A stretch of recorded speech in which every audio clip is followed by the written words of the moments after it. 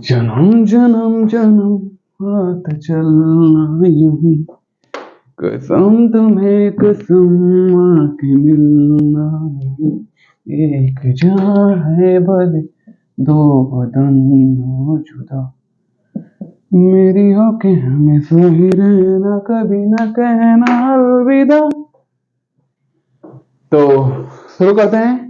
Hello, मेरा नाम सचिन है और आज हम पढ़ेंगे क्लास 8 का चैप्टर नंबर 20 एक्सरसाइज 20 बी का क्वेश्चन नंबर ये है 3। तो आइए देखते हैं क्या करना है, इस क्वेश्चन के साथ कैसे सॉल्व होगा। तो आइए शुरू करते हैं।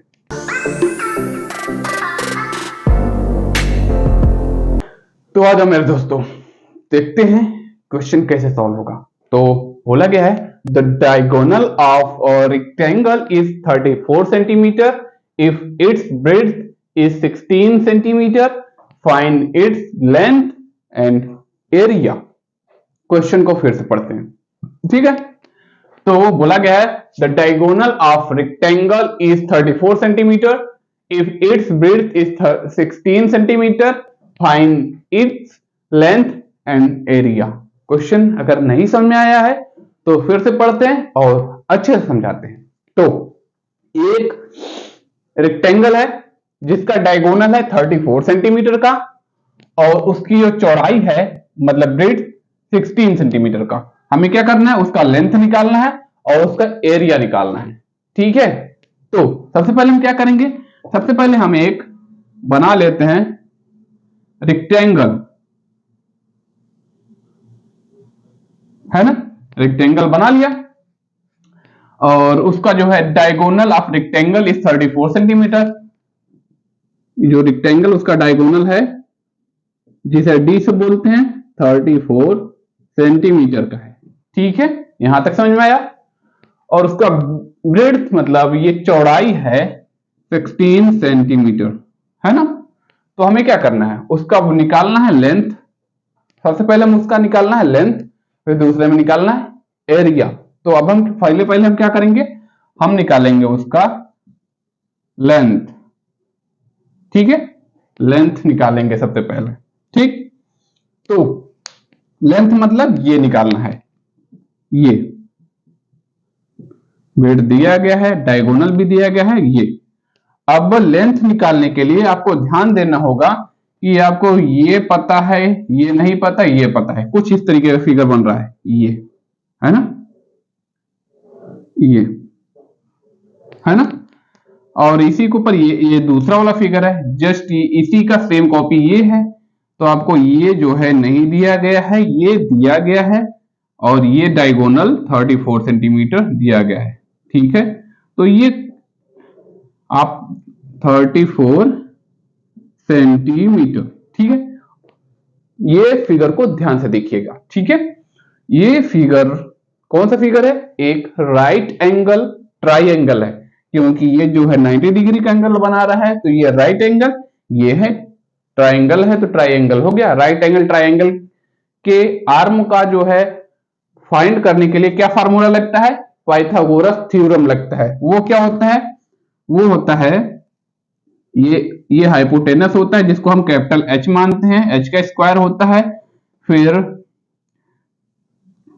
अगर इसके हिसाब से तो ये बेस लेंथ है, इसके हिसाब से ये बेस है, तो बी का स्क्वायर प्लस इसके हिसाब से ये हाइट है, ये इसका स्क्वायर, ठीक है। यही फार्मूला सेम इसका डायगोनल फाइंड करने के लिए भी लगेगा, ठीक है।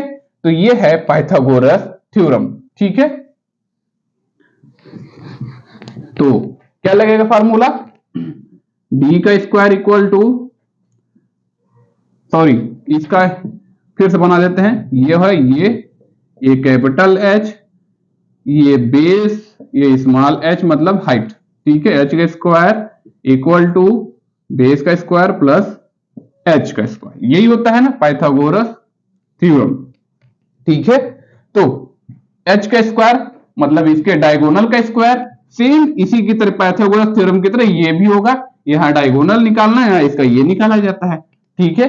ये बेस का स्क्वायर मतलब यहां एल का स्क्वायर प्लस एच का स्क्वायर, यहां इसका मतलब यहां ब्रेड्थ मतलब इसका ये चौड़ाई हो गई ना पूरे की, ये चौड़ाई का स्क्वायर मतलब बी का स्क्वायर, ठीक है। ये हाँ बी को 16 सेंटीमीटर, ये हो गया। आपको ये समझ में आएगा तो इसको हम मिटा देते हैं, ठीक है। अब इसने जो है डी का स्क्वायर मतलब ये है पेरीमीटर, डायगोनल 34 है, डी का स्क्वायर मतलब 34 का स्क्वायर, सॉरी ये होगा डायगोनल मतलब 34 का स्क्वायर। एल का स्क्वायर यही तो हमें निकालना है, बी का स्क्वायर मतलब 16 का स्क्वायर, ठीक है। तो अब हम क्या करेंगे, इसको सॉल्व करते हैं। हमें क्या निकालना है, एल निकालना है, तो एल का स्क्वायर, एल को इसको सामने ले जाते हैं, तो सामने ले जाएंगे तो ये इसके इक्वल, एल के स्क्वायर के इक्वल क्या है, 34 का स्क्वायर है ना। और 34 के स्क्वायर ये इसके साथ जाएगा तो -16 का स्क्वायर हो जाएगा, ठीक है। ये समझ में आया होगा, इसको यहां ले गए, ये इसके इक्वल में ये है 34 का स्क्वायर, जब ये इसके साथ जाएगा ये पॉजिटिव और ट्रांसपोज होकर इसके साथ जाएगा तो नेगेटिव हो जाएगा, ठीक है। अब करते हैं आगे सॉल्व। एल का स्क्वायर इक्वल टू 34 का स्क्वायर, 34 का स्क्वायर मतलब 34 का स्क्वायर निकालना है तो 4 चौके 16, 1 4 3 12, 1 13, 3 चौके 12, 3 त्रिका 9, 1 10 हो गया, 6 बचा, 3 2 5 हो गया, 1 1 1156, ठीक है। 4 चौके 16, 4 3 12, 1 13, 3 चौके 12, 3 त्रिका 9, 1 10, ठीक है। 3 2 5 1 1156, 1156, ठीक है। अब 16 का स्क्वायर क्या हो जाएगा, 16 का स्क्वायर मतलब 6 6 96, 16 6 9 6 15, 1 2 256, माइनस रहेगा, यहां माइनस है ना, 256, ठीक है।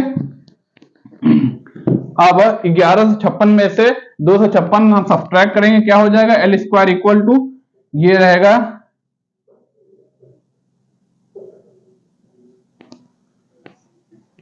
ये हो जाएगा 9 2 11, 900 आ जाएगा, ठीक है। 900 तो एल इक्वल टू हो जाएगा रूट में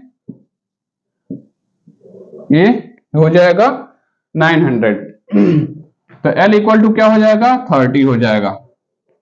तो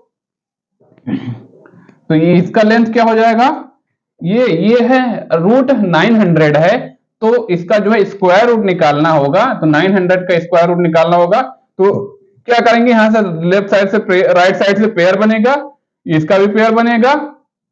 तो अब ये 9 के लिए हम टेबल पढ़ेंगे, क्या हो जाएगा, 3 3 जा 9 हो गया, 3 हो गया, इसको ऐड कर देंगे, 3 3 6 हो गया, यहां जगह छोड़े रहेंगे, 9 में से 9 सब्ट्रैक्ट हुआ, कुछ नहीं बचेगा, 0 0 एक पेयर उतारेंगे, फिर यहां 0 बढ़ाएंगे, हो गया 30, ये हो जाएगा 900 का स्क्वायर रूट क्या हो जाएगा, 30, एल इक्वल टू 30, मतलब ये निकल गया 30 सेंटीमीटर, है ना। ये आपका लेंथ निकल गया, ये निकल गया। अब पारी है एरिया निकालने की, मतलब सेकेंड वाला एरिया। तो अब जब एरिया निकालना है तो ये क्या है, एक रेक्टेंगल है, रेक्टेंगल के एरिया निकालने का फार्मूला क्या होता है, area equal to l into b, यही होता है ना। तो यह है एल, यह है बी, एल है 30, बी मतलब विड्थ है 16, ठीक है। Area equal to l into B, मतलब ए equal to A for area मान लेते हैं, ठीक है। Length LENGT length into width, ठीक है। ए इक्वल टू लेंथ क्या है, 30 है, विड्थ क्या है, 16 है, ठीक है। तो इक्वल टू 480 सेंटीमीटर एरिया है, एरिया है तो स्क्वायर में रहेगा, सेंटीमीटर सब कुछ सेंटीमीटर में है तो आंसर भी सेंटीमीटर में ही आएगा, एरिया है तो क्षेत्रफल स्क्वायर में होता है, ठीक है। तो 480 सेंटीमीटर स्क्वायर ये है इस क्वेश्चन का आंसर, मतलब क्वेश्चन नंबर 3 का आंसर, ठीक है। बात समझ में आई हो मेरे पढ़ाने का तरीका समझ में आया हो तो आप वीडियो को लाइक करिएगा, अपने फ्रेंड को शेयर करिएगा, अपने परिवार को शेयर करिएगा। ठीक है, एंड बाय।